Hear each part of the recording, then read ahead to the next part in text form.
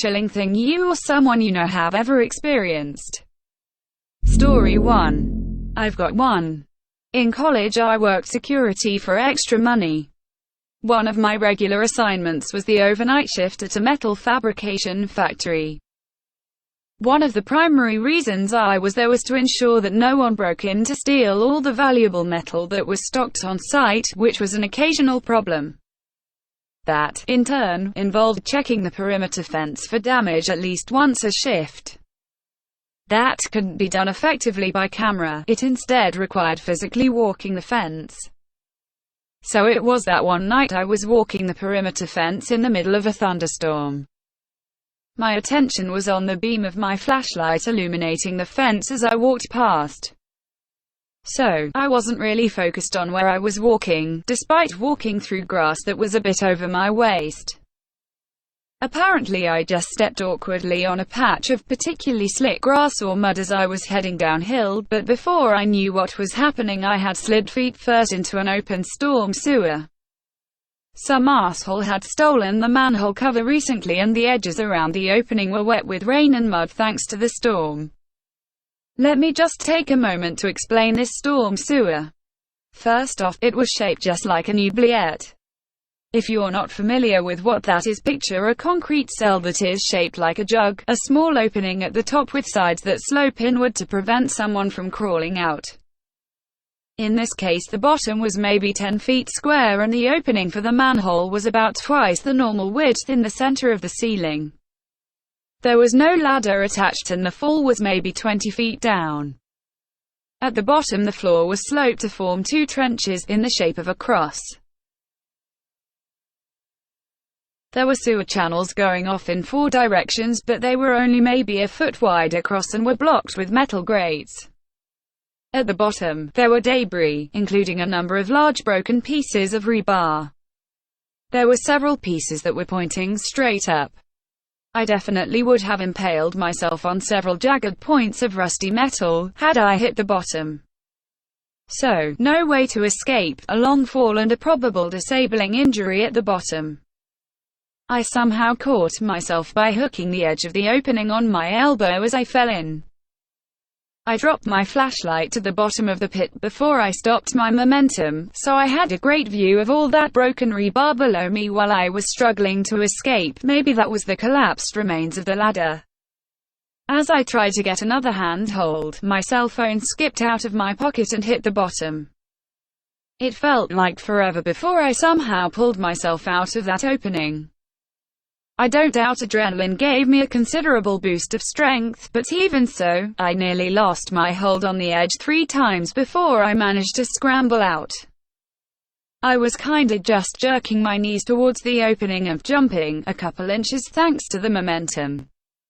My free hand kept scrambling for something solid to grab, but I never really found anything.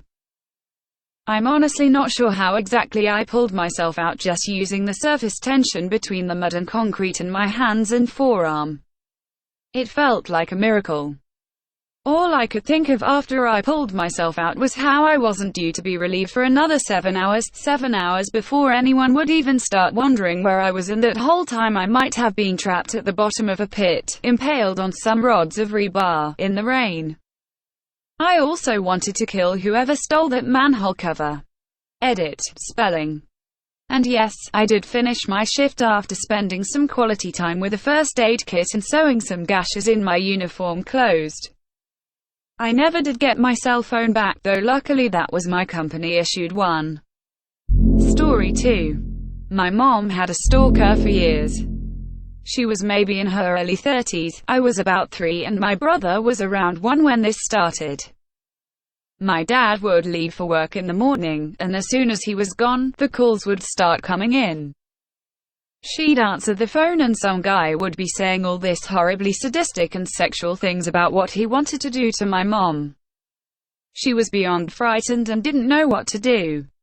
Sometimes the caller would describe what she was wearing at that very minute or describe what she was doing. My parents were struggling financially, so they couldn't just up and move, but my mom started spending more and more time at my dad's mother's house when he was away. The cops got involved, but they couldn't trace the call. Finally, they were able to save up enough money to move. I was about 6 by this time. The phone number was changed and unlisted in the phone book. This was around 1988 when everyone still used landlines. My mom never got another scary phone call, but she had nightmares about it for years. When I was little, I remember going into her bedroom in the morning and she would be sobbing into her pillow. I didn't understand it at that point, but she explained later in life that she'd wake up from a nightmare and just shake and cry. A couple months after we had moved, the cops informed us that they finally caught the guy. It was our next-door neighbor's 19-year-old son. He had been in the military, but was discharged due to severe mental illness. I guess he was put into some sort of special security home that specializes in mental health. The lead investigator said that the son was obsessed with my mother and they found a box in his room full of a bunch of photographs candidly taken of her when she was out in the garden or playing with us kids in the yard. It chills me to the bone when I think about it now. Anything could have happened to my mother when my dad was at work and I'd be too young to help her. Story 3. Not necessarily paranormal, but this was something that both creeped me out quite thoroughly and chilled my blood to ice water. I was working at a crematory, funeral home at the time. I just picked up the body of a girl my age from the county coroner's office and was going through the check-in procedure, which consisted of lots of paperwork, fingerprints, documentation of belongings, etc. Now when a body comes to us from the coroner, it's typically an unexpected death that occurred under questionable circumstances.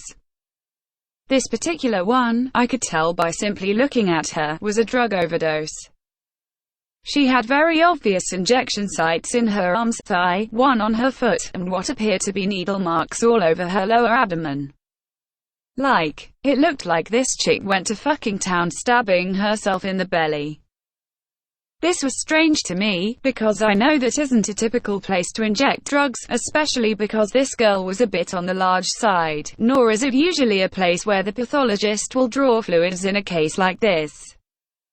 Anyway, I shrugged it off and began to document her personal items, which come to us zipped up in the body bag in a black trash bag. Usually the coroner's office provides a detailed list of belongings for liability reasons. This case came with no such list, so it surprised me to see that she did indeed have a property bag with her, tucked under a leg. I tore the bag open and out flopped a fully developed, completely green, dead baby, with a very smooshed head.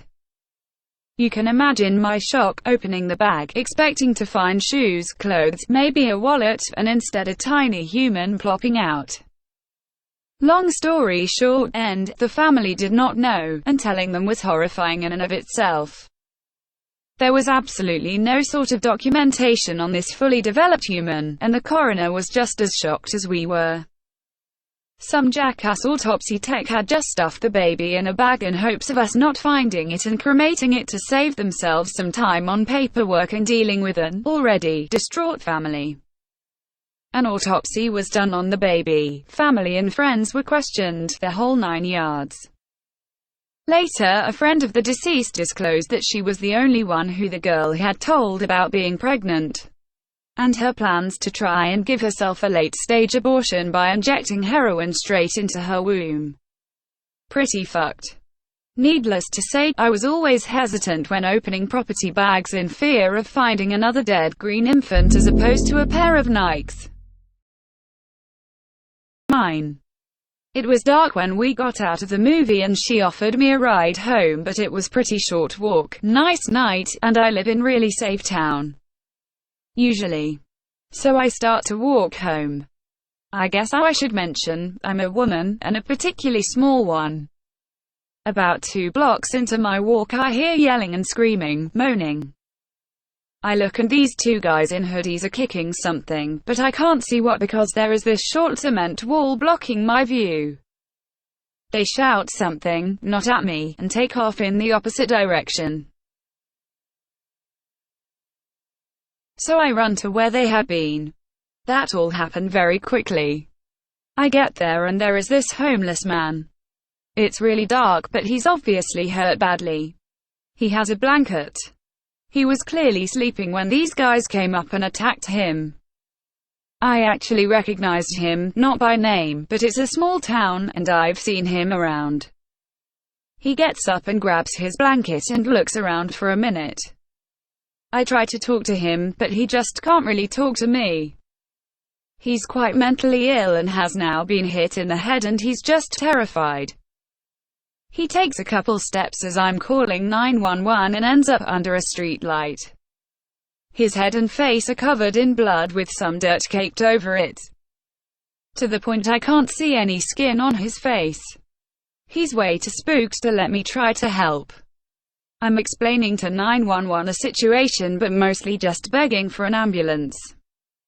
They want to know about the two guys, of course, but I didn't see them well, and I have this guy bleeding from his head in front of me. And then he starts walking. I have no way to stop him, so I just follow a little bit behind because I don't want to be an extra thing that terrifies him, but I also need to update 911 where we are. We made it like 8 blocks before the fire truck intercepted us. I am shocked he makes it that far. No one else is out. 911 keeps wanting me to give a more detailed description, which is the one point I lost it a little bit. He's the only guy covered in blood walking down street. Name. Sorry 911 operator. I cannot describe how relieved I was when the fire truck showed up. The police talked to me for a little bit. Then they left. The guy had been transported and the fire truck was gone. All of a sudden everyone was gone and I was just standing there on an empty street in the dark. I took a step to start to walk home, now farther than where I started, and decided to call my friend instead. She drove back and took me home. The guy with the head injury lived. The two terrible humans who did that were never caught. Thank you for watching, and please subscribe to the channel for more stories.